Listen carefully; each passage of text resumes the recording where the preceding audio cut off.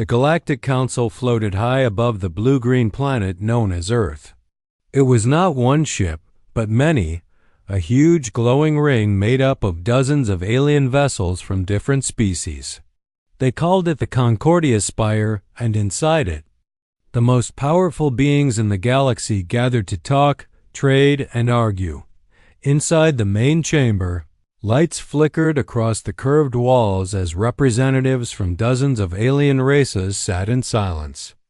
There were tall jellyfish-like creatures from the Threk system, cold-blooded lizard lords from Vortha, and floating balls of light that spoke only through music. All of them had been watching humanity for years. Again? Said the Vorthan leader, his voice dry and sharp. They tried to drop soldiers onto our moon? He tapped a claw on the table. A screen lit up in the center of the room, showing blurry footage of strange, clumsy shapes falling from the sky. Yes, said a soft-voiced Zilari observer. Primitive parachute gear. Poor coordination. Some did not even land on target. The room filled with laughter. The Threxians pulsed with color, their way of laughing. The jellyfish bobbed up and down. Even the silent light beings hummed a low, mocking tune. What do you expect from meatbags? Said a Zorak warlord, his armor clanking. They still use fire to cook food and bullets to fight. And yet, said the Zilari again, they survive. They adapt. They never stop moving. Survival is not strategy, said the Vorthan. It is noise, chaos, emotion. Just then, another image appeared on the screen, a still shot of a man in rough armor, face covered in dirt, holding a strange mix of human and alien weapons. He stared into the camera like he knew someone was watching. This one landed closest to the restricted zone, said a quiet voice from the back. We don't know his name. The room grew quiet. The Vorthan leaned forward. Then find out, he said, before he becomes a problem. No one else spoke, but the mood had shifted. The joke had run its course. Now came the question no one wanted to ask. What if the humans weren't just funny? What if they were dangerous? Asterisk, asterisk, asterisk, the forest was thick and wet. Vines hung from trees like ropes. Bugs buzzed in the air. Somewhere deep inside it all, a man groaned and pushed himself up off the ground. His name was Jake Carter. He wore rough armor covered in dirt and soot. One leg of his pants was torn, and his helmet was cracked. He blinked through the haze and looked around. He remembered the drop, loud engines, shaking metal. Then the chute opened too fast, spun him around and dropped him hard into the trees. Damn it, he muttered, pulling leaves from his gear. He reached for his radio. Static. Broken or out of range. Not good. He stood slowly, scanning the area. No sign of his team. Just jungle, mist, and the strange sounds of alien animals. Something big growled in the distance. Jake took a breath. This was not the first time he had landed in the wrong place. He adjusted his pack and started walking. He had been born on a farm in Kansas. Grew up fixing tractors, chasing coyotes, and learning how to survive with little more than grit and luck. When he joined the military, they told him he was good at staying alive and making others stay alive too. Now, he was alone, deep in enemy territory and probably being hunted. He moved quietly, checking his weapons. Old-style rifle, upgraded with stolen alien parts. A sidearm that fired plasma rounds. Not much, but enough to make trouble. As he walked, he found signs of the others, broken branches, boot prints in the mud, a patch of fabric caught on a thorn bush. They were out there. Then he saw something else. A drone, small and black, hovered above the trees. It scanned the area with red light, moving slow and silent. Jake ducked behind a tree. Sweat ran down his face. He knew what those things could do. Last time, one almost melted his friend's arm off. He waited until it passed. When it was gone, he kept moving. He did not know why they were here. He only knew two things. They had been sent on purpose, and someone wanted them dead. Asterisk, asterisk, asterisk, the forest was not empty. Other members of Echo 9 were scattered across the moon, each trying to survive on their own. Lena Torres landed hard, her chute tangled in a mess of vines. She dropped 20 feet and landed in a pile of thick leaves. She groaned, pulled herself up and checked her gear, still in one piece. She muttered. She was good with explosives, always had been. As a kid, she built rockets out of soda cans and match heads. Now she carried small bombs that could punch through alien metal like paper. Not far away, Derek Wu sat under a tree, trying to fix his broken radio. He was the team's tech guy. Smart, quiet, and always looking at screens. He wore glasses even in battle, which made him look more like a student than a soldier. He tapped on a small alien device strapped to his arm. It flickered, then showed a map of the area. "Okay," he whispered. "I know where I am." He sent out a short signal, hoping someone else was listening. Carlos Ruiz landed near a stream. He had a cut on his head but was otherwise okay. He grabbed his medical bag and started walking. Carlos was the medic, and he always put others before himself. He found a soldier from another unit, badly hurt. Carlos patched him up with quick hands and told him to stay hidden. "Just rest," he said. "Someone will come for you." Meanwhile, Nina Harper climbed a hill with her rifle slung over her back. She was a sniper, and she liked high ground. From there, she could see movement in the trees below. Alien drones. Fast and dangerous. She aimed her rifle, took a deep breath, and fired. One drone exploded in a flash of sparks. "Got you," she whispered. Echo 9 was spread out, but they were still fighting. They did not have fancy ships or alien weapons, but they had something else, heart. They kept moving, kept helping each other, and stayed alive. And somewhere in the jungle, Jake Carter walked toward them all, step by step. They were not just soldiers. They were survivors. And the galaxy was about to learn what that meant. Asterisk, asterisk, asterisk, Jake Carter kept walking. The deeper he went into the jungle, the more things felt wrong. The trees were too quiet. Birds did not fly overhead. Even the bugs had gone silent.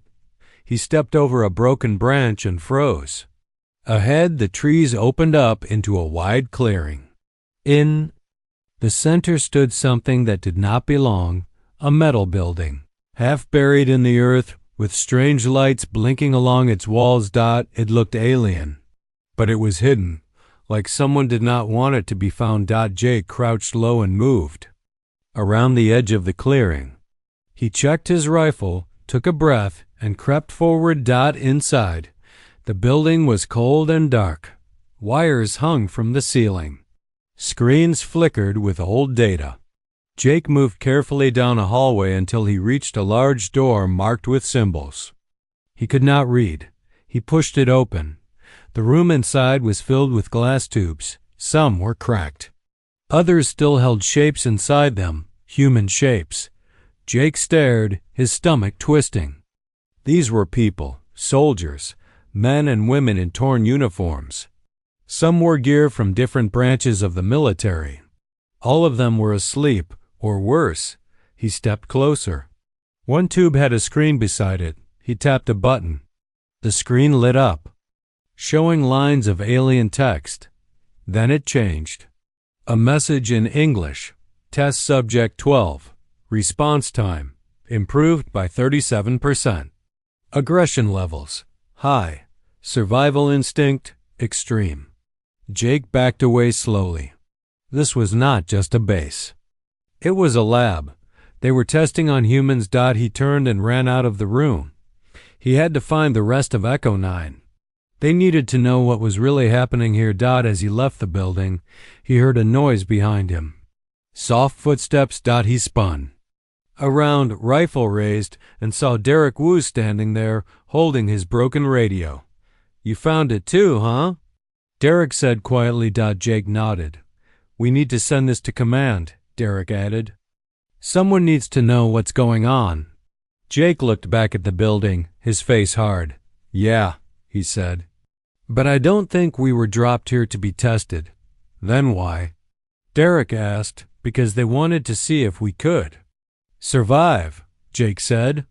And now we have to show them what happens when you underestimate us.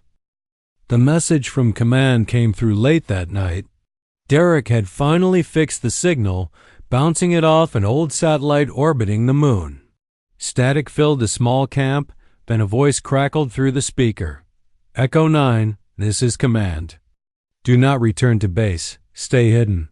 We have new orders. Jake Carter sat by the fire, his face lit by the glow of the flames. Lena Torres leaned in closer to hear.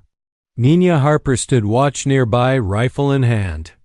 Carlos Ruiz cleaned wounds on Derek's arm from a drone blast. New orders? Jake asked, speaking into the radio. What kind? You were not dropped here by accident, the voice said. This was a test. One we did not agree to. The Galactic Council wanted to see if humans could survive under pressure. They wanted proof that you were worth more than jokes and pity. A long silence followed. So what do we do now? Derek asked. You make them regret ever watching. The voice replied. Show them what happens when you push humans too far.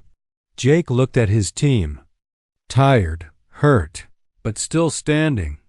He stood up slowly and pulled out a small device from his pack, a hacked alien relay booster. He handed it to Derek. Can you get us on their main channel? He asked. Derek looked at it, then nodded. Double quotes. Yeah. But why? Because it's time they saw things from our side, Jake said. It took hours to set up. They moved to the top of a hill where the signal would be strongest. Derek connected the device to an old alien tower they had found. Lena made sure the power source wouldn't blow them all sky high. Carlos kept everyone calm. Nemia watched for enemies. When everything was ready, Jake stepped in front of the camera. His face was dirty, his uniform torn, but his eyes were sharp. Hey there, he said. Thought we were funny? Thought we were just a joke? He held up a stolen alien weapon. Well, we landed, we fought, we survived. We found your lab. We saw what you were doing. And now you're going to hear something you didn't expect from a primitive species. He paused, then smiled. We're not scared of you. The video cut to images of Echo 9 moving through the jungle, taking down drones, helping each other. Real footage of human soldiers doing what they did best, staying alive. Then the screen went black. And the galaxy started to wonder. Maybe humans weren't just noise. Maybe they were danger. The galaxy reacted fast. The video spread like fire across alien networks, trading hubs, and war camps. It played on screens in ships, on moons, even in hidden rebel bases. Some laughed at first, but not for long. Others watched in silence. Some leaders paused. Others stood up and gave orders. On the Concordia Spire, the Galactic Council met again, this time not in laughter, but in worry. This changes things, said the Zalari observer, her voice calm but firm. No, growled the Vorthan leader. This changes nothing. They are still animals, loud, messy, dangerous, yes, but not smart. Then why did they find our lab? Asked a Zorak warlord. Why did they survive what we threw at them? No one had an answer. They sent a message, said the Zalari. And messages mean power. They are not just watching us now. We are watching them. In the human world, the video lit something different. Pride. People crowded around screens in cities, towns, and bases. Soldiers watched it again and again. Kids talked about it in schools. Generals took notes. Echo 9 had gone from missing to heroes. But Jake Carter and his team didn't know any of that. They were too busy staying alive. Surrounded by alien drones. Hiding in the jungle, low on food and bullets, they moved fast and quiet. Derek worked on the radio, trying to reach command again. Lena set traps to slow down their hunters. Nina kept watch from high ground. Always ready. Carlos patched wounds and passed out clean bandages. They knew the enemy was closing in. And then the sky changed. A deep hum filled the air. Trees shook. Birds flew away in fear. Everyone looked up. Ships. Human ships. Dozens of them. Old cargo haulers. Fighter jets built for space. Even modified mining rigs. All flying together like a storm. And leading the charge was a tall woman. In Navy uniform. Rear Admiral Karen Price. She had waited long enough. "This is not a war," she said over the comms. "This is a rescue." The ships dropped fast. Lasers lit the sky. Explosions cracked through the jungle as humans struck back. Jake smiled through the dirt on his face. "About damn time," he said. An Echo 9 rose from cover, weapons raised. "Time to fight back." Asterisk. The sky burned with fire and light. Human.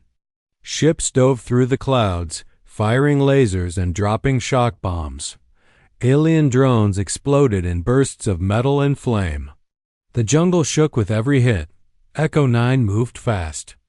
Jake Carter led the charge, his rifle hot from constant fire. Lena Torres blew up enemy turrets with homemade charges. Derek hacked into alien systems, turning their own defenses against them. Nina Harper stayed high, picking off targets one by one. Carlos Ruiz ran between wounded soldiers, patching up friends and foes alike. They were not just surviving anymore. They were winning. From orbit, Rear Admiral Karen Price watched the battle unfold. She stood tall on the bridge of her ship, eyes locked on the screen. "Extract Echo 9, she said. "Now."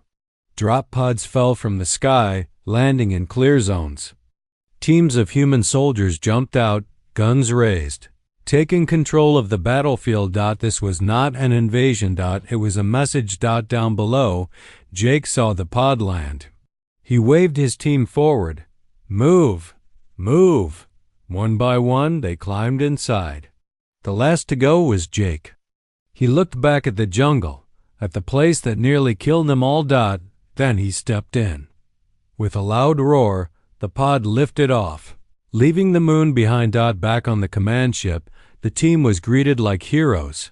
Medics checked them. Officers shook their hands. But Jake only wanted one thing, a clean shirt and a moment to breathe. Later, he stood near a window, looking at the stars. "You think they'll come after us?" Derek asked. "Maybe," Jake said. "But now they know we don't break easy." "What now?" Lena asked.